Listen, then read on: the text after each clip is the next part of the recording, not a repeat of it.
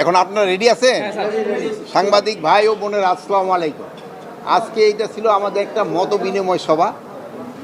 আমাদের যে কী সমস্যা হচ্ছে এবং কীভাবে এটা সমাধান করা যায় এইগুলি ব্যাপারে আলোচনা। শুধু এটা আইন শৃঙ্খলা বাহিনী না, সব ব্যাপারেই কিন্তু এখানে আলোচনা হয়েছে যে কী সমস্যা আছে, আইন শৃঙ্খলা কীভাবে আরও উন্নতি করা যায়, এই সব ব্যাপারে আলোচনা। এই যে মাটির যে টপ সয়েলগুলি কাইটে নিয়ে যাচ্ছে, এই পাহাড় উজাড় হয়ে যাচ্ছে, এইগুলি ব্যাপারেও আলোচনা হয়েছে। এখন আপনি কি স্পেসিফিক কোনো কিছু জানার ইচ্ছে আছে?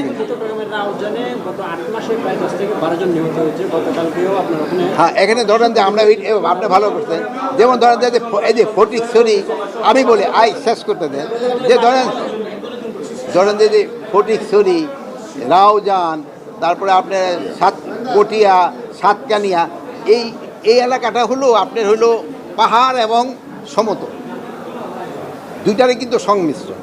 আর চিটাগাং ডিভিশনের হলো আরেকটাই হলো, এই ডিভিশনের মধ্যে পড়ছে সব পাহাড়, সমতল ভূমি এবং সমুদ্র, বনাঞ্চল এখানে সমস্যা অন্যান্য এলাকার থেকে একটু ডিফারেন্ট।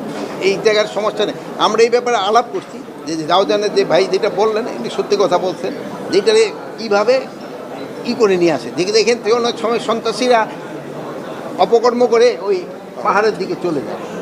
এই প্রকাশ্য যদি এলাকায় থাকে, এই ক্ষেত্রে আমি এই হাবিবরে আমি শোনে আপনারা নাম দিয়ে দেন, আমি হাবিব ইনস্ট্রাকশন আপনাদের সামনে দিয়ে গেলাম, এদের ক্ষেত্রে যেন আইনানুগ ব্যবস্থা নেই।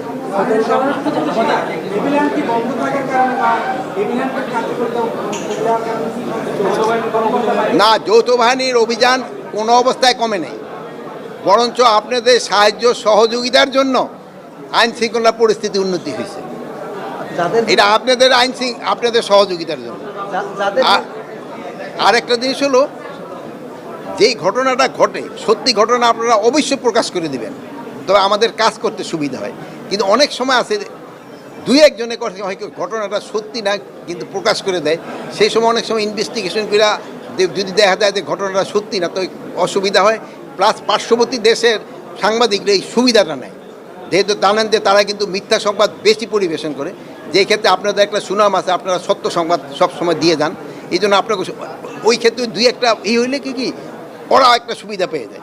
এই ক্ষেত্রে আপনারা যেইভাবে কাজ করে যাচ্ছেন, আমি অনুরোধ করব আপনারা ওইভাবে কাজ করেন। আর দুই একজনে যদি দুই একটা ভুল করে ফেলে, ওটা আমারও কাজ করতে গেলে ভুল হইতে পারে, পরে যদি রেকটিফাই করে যে আমার এই যে ইনফরমেশনটা দিয়েছে, এই ইনফরমেশন হয়তো ভুল হয়েছে, আমি হয়তো ডিটেলে যাই নাই, এই জন্য হয়েছে, ওইটা বলে দিলে কিন্তু জিনিসটা আবার ঠিক।